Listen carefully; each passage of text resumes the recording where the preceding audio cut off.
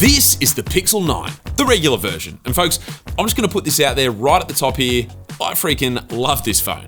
In fact, ever since I switched from the Galaxy S24 to using this phone as my main everyday device over a month ago, there have just been so many times that I've found myself really impressed by this amazing bit of hardware. I'd almost go as far as to say that this is close to being the perfect phone. But of course, Google being Google, they had to go ahead and give us one huge reason why this phone is not only not perfect in its current state, but why it might actually be worth skipping altogether. So let's unpack it all.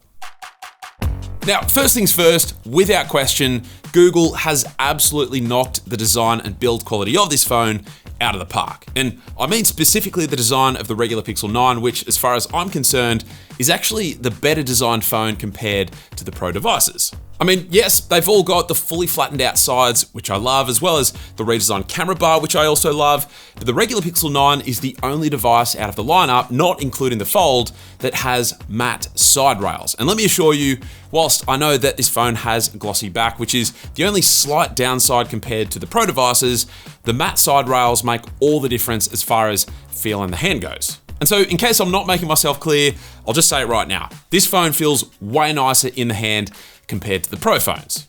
This is also the very first non-Pro Pixel device since the Pixel 6 series launched to have very thin and consistently sized bezels all the way around the front of the phone, which is amazing. And I mean, even the SIM card tray is slightly curved to match the corners of the phone, which for me just shows the attention to detail the design team put into this device. And so I truly mean it when I say that this phone has incredible build quality. And I would even go as far as to say that it is my favorite phone on the market right now in terms of design. And you might be thinking, well, how can he say that when it's so similar to the latest iPhone devices? And yes, I will admit the design is very similar, but that completely symmetrical camera bar on the back that removes any side-to-side wobble when the phone is lying flat on a table, that is the killer feature for me that makes it the better designed phone. There's only two minor issues that I'd love for Google to address in future releases. The first being that I wish either the power button or the volume rockers were situated on the other side of the phone, which would balance things out a little better, I think. And then the second is this camera hole punch, which is actually noticeably bigger than most other phones on the market. And it's also got a noticeably lower position on the display as well, meaning it's actually misaligned with the status bar area. And if you're a bit of a details guy like me, it's kind of hard to unsee that misalignment once you've noticed it. All right, from there we have the display, and I'm gonna keep this very brief. The display is also really great. It's silky smooth at 120 Hz, although keep in mind the phone is set to 60 Hz by default when you first set it up, but it's also really nice and bright and perfectly visible in sunny conditions with sunglasses on, which is all that really matters to me. The haptics are also back to being industry leading again after being a little too strongly tuned for my liking last year. And oh my goodness, praise be that Google have finally addressed their fingerprint sensor woes and have given the entire Pixel 9 lineup ultrasonic sensors across the board, which has made a serious impact on how well they perform. I mean, not only does the sensor not blind you now when you're trying to unlock the phone in lower light conditions, but it's also way faster and more accurate, and it's also much more forgiving whenever your finger is wet, for example. This is a huge win, in my opinion. Now, as far as battery goes, I would say that battery life seems to be about 10 to 20% better compared to last year's Pixel 8, which is a nice improvement. Like, so far, I've not had the phone die on me before the end of any given day, which is great. However, on some days with slightly heavier use, I have gotten close with the phone sitting at like 2% at around midnight, but you know, that was after taking it off the charger at about 7 AM and with over 6 hours of screen on time, so still nothing to sneeze at all. Is it the best battery experience that you'll get on a phone? No, and it doesn't help out that Google decides to actually lower its wireless charging speeds this year, which is kind of perplexing, and wired charging is pretty slow too, so that's something I'd love to see Google improve for future phones. But aside from that, long story short, the battery life on this phone is an overall solid and reliable experience. Cameras wise, everything is very similar across the board here if we're comparing the camera hardware to last year's Pixel 8. We've got the same 50 megapixel main shooter, and the selfie camera is the exact same too. The only change in terms of hardware is that the ultra wide lens has now been bumped up to a 48 megapixel shooter to match its Pro counterparts. So still no telephoto lens, no upgraded ultra-wide selfie camera either, and then to go along with those exclusions, we still don't get any video boost functionality on the regular Pixel 9, there's also no Pro controls, and it also misses out on the new zoom enhance feature, which would have been very handy given the lack of a telephoto lens. The actual camera shooting experience is also almost identical to how it's been for the past few years as well. What does that actually mean? Well, in short, you're gonna get phenomenal images in pretty much any lighting conditions. Even videos are like right up there for me, but there's still that choppiness when switching between modes within the camera app, and the app still blocks you from taking too many photos in quick succession, which is really frustrating to me that this still hasn't been addressed. Put it this way, I'd actually argue that whilst the images captured in normal mode are some of, if not the best that you'll get out of any phone on the market, the actual shooting experience might just be about the worst. Maybe slightly better than what you get with nothing phones, but definitely not as seamless an experience as like your iPhones or the Xiaomi phones of the world. Even Samsung phones have a much more seamless camera shooting experience. I will just say the new Add Me feature, which is just about the only new camera related feature that we've got on the regular Pixel 9 this year. But man, this is one of those really, really cool features that make people around you a little gobsmacked. I know a lot of people say that this is a feature that they don't see themselves using that often, and it's true, we're not all out there taking group photos all the time, but for the rare times that you do need it, this is the sort of party trick style feature that kind of makes you a bit of a hero. And so then we come to software and performance. And there's a few key things to point out with this phone in regards to these areas. Firstly, the regular Pixel 9 here does not have the vapor chamber that we get in the 9 Pro models.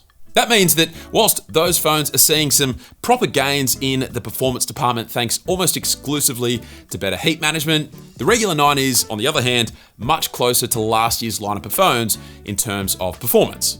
Secondly, whilst the regular Pixel 9 has gotten an upgrade to a pretty beefy 12 gigabytes of RAM this year, it does have a fairly underwhelming starting storage capacity of only 128 gigs. And there's only one other higher storage capacity option available, which is the 256 gig variant. And I mean, I've only been using this phone for a month and I've already filled up 65% of this 128 gig variant. So if you're thinking about picking one up, you've got to surely get the 256 gig variant, but I mean, then the phone is more expensive. And so, I mean, as far as I'm concerned, Google has kind of stitched everyone up this year by not setting the starting capacity at 256 gigabytes instead.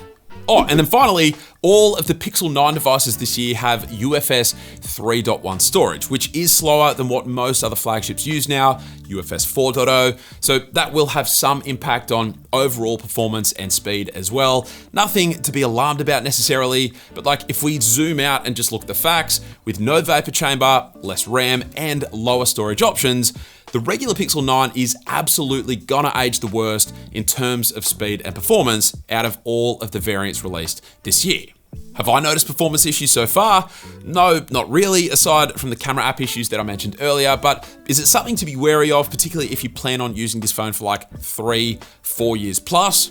Yeah, it probably is.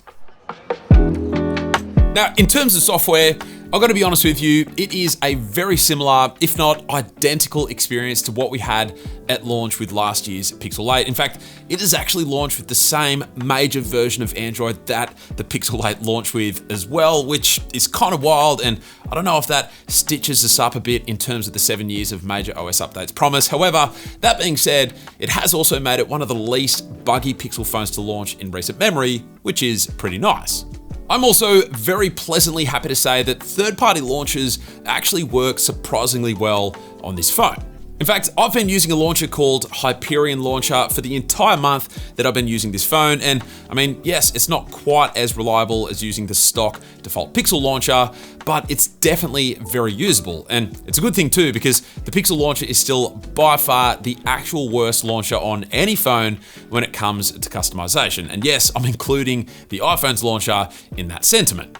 And look, I've harped on and on about how I wish Google would let us remove the at-a-glance and search bar widgets from the Pixel launcher home screen, but I honestly don't really see them ever doing that. Certainly not the search bar widget at least. And so Google, how about as a compromise, you just let third-party launchers access whatever API is needed to make the experience not just usable, but a one-to-one replica of the fluidity that you get when using the Pixel launcher. Because yeah, it's not an awful experience in its current state, but I mean, just look at this side-by-side comparison here.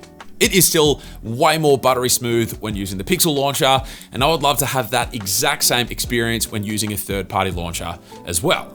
I mean, the iPhones have now caught up to you in terms of customization flexibility, so why not make that a hallmark feature of, let's say, Android 16 perhaps, that users can now use third-party home screen launchers without any impact on fluidity? I know I'd be sold. Now, all of that being said, whilst, as I mentioned, we might have some long-term concerns related to this phone's performance, aside from that, overall, like I stated at the start of this video, I really do love almost everything about this phone. So what's the deal-breaking feature then? Well, it is, without question, the price. And with a starting price of $799 US, it is now firmly in line with devices like the Galaxy S24 or the OnePlus 12. And those devices both have some form of a telephoto lens. They both have UFS 4.0 storage. They have the much more capable Snapdragon 8 Gen 3 chipset inside. And in my experience, their camera apps don't lag a bunch when you're taking a heap of photos and videos. The only argument for the Pixel 9, in my opinion, aside from its incredible design, is whether you want that Pixel software experience. However, if you're that big a fan of the Pixel software, then if you're able to, I'd actually suggest trying to score some sort of a trade-in deal or waiting a few months until discounts start hitting and then going for the Pixel 9 Pro instead. Because it used to be that to get the highest performing Pixel phone that wasn't outrageously huge in the hand, then you'd have no choice but to go for the non-Pro variant. But now with the newly released smaller Pro variant, you don't have to make any compromises at all. You can have every single feature from the Pro model, including a telephoto lens, but in the exact same form factor as the regular, smaller Pixel phone. And honestly, up until the release of the Pixel 9 lineup, the smaller form factor and the slightly more approachable price, those were two of the biggest selling factors of the non-Pro phone. But now, the smaller form factor isn't exclusive to the non-Pro phone, and its price isn't all that approachable anymore either. And that to me is what makes this phone such a hard sell. Google has just simply made it too expensive. You're now paying flagship prices for a phone that is missing a whole bunch of flagship features. And as much as I've really loved my time using the regular Pixel 9 over the past month, it just doesn't quite make sense at its current price. So fingers crossed we see discounts sooner rather than later, because you take a couple of $100s off this phone and then you'll have something that is actually pretty close to perfect.